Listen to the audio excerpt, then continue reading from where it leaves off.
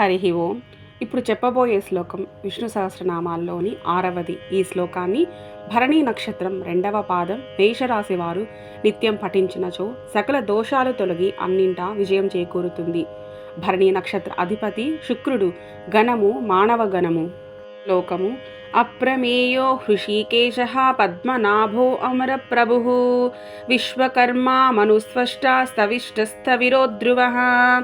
అప్రమేయో హృషీకేశః పద్మనాభోమర ప్రభుః విశ్వకర్మా మనుస్వష్టా స్తవిష్టస్థవిరో ధ్రువః. అప్రమేయః హృషీకేశః పద్మనాభః అమర ప్రభుః విశ్వకర్మా మనుః త్వష్టా స్తవిష్టః స్థవిరో ధ్రువః.